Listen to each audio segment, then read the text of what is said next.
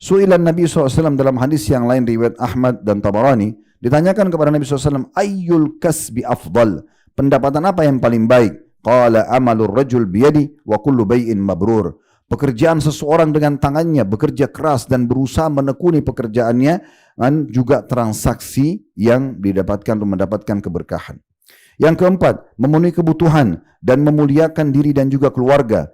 Nabi SAW berkata kepada Sa'ad bin Abi Waqqas radhiyallahu anhu dalam hadis Bukhari Muslim, innaka intadaru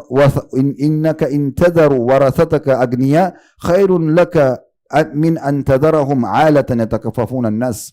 Ketahuilah wahai Sa'ad, kau tinggalkan ahli warismu nanti anak-anak pada saat kau meninggal dalam kondisi mereka kaya, punya hal yang mereka bisa nikmatin, jauh lebih baik daripada mereka mengemis kepada manusia. Di sini berarti memenuhi kebutuhan dan juga pada saat meninggal bisa memenuhi kebutuhan ahli waris kita, dan ini termasuk perintah Nabi SAW.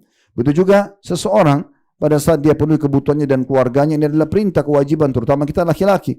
Dan siapapun yang sengaja malas, nganggur, tidak mau bekerja, sudahlah saya begini saja, maka ini adalah bisa berdosa kalau sampai istri anaknya tidak mendapatkan kebutuhan mereka.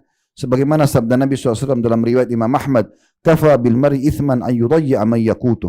Sungguh sangat berat dosanya bagi orang yang membekalikan siapapun yang dibawa tanggung jawabnya.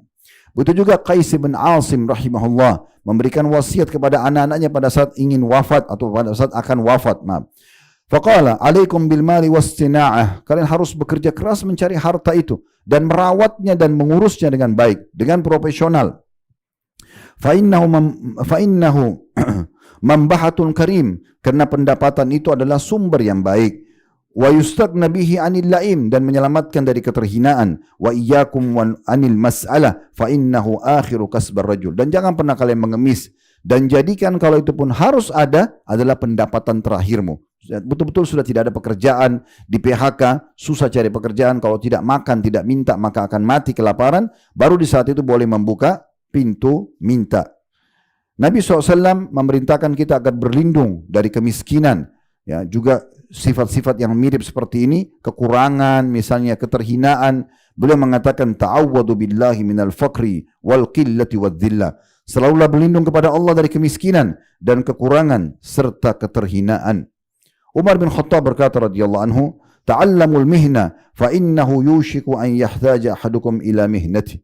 Belajar semua keterampilan, kata beliau. Apa saja? Ini gagal, coba yang lain. Ini gagal, coba yang lain. Tekuni semuanya itu. Karena kata Umar, satu waktu kalian akan butuh dengan keterampilan kalian itu. Dan juga Umar mengatakan, inni la'ala rajula fayu'jibuni syaklu. Saya kadang-kadang lihat orang dan saya kagum lihat penampilannya. Tampan, bersih, pakaiannya bagus.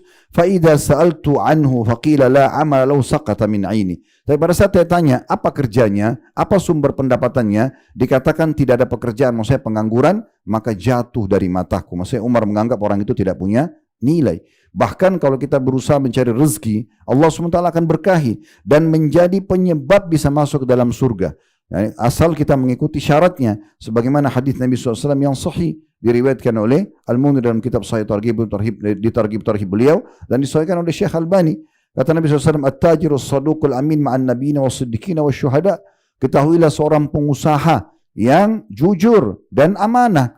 Dia betul-betul profesional, dia jujur dan dia amanah dalam berbisnis, maka nanti di akhirat, di surga, kedudukannya akan sama dengan para nabi-nabi, para siddiqin dan para syuhada. Terakhir yang kelima dan yang keenam, yang kelima adalah bagaimana kita banyak berdoa kepada Allah Subhanahu wa taala. Harus diperhatikan doa. Dan memang orang muslim harus beristi'anah, minta tolong kepada Allah Subhanahu wa taala. Jangan merasa dirinya lebih. Ingat kisah Qarun, dia pada saat Allah bukain pintu rezeki, kemudian dia sombong, dia anggap itu adalah kemampuan dia, kepintaran dia, maka Allah tenggelamkan dia dengan hartanya. Sampai sekarang Indonesia masih dikatakan harta karun, hartanya Qarun yang tertimbun. Dan memang itu kisah yang sangat masyhur dari kaumnya Nabi Musa alaihissalatu wassalam.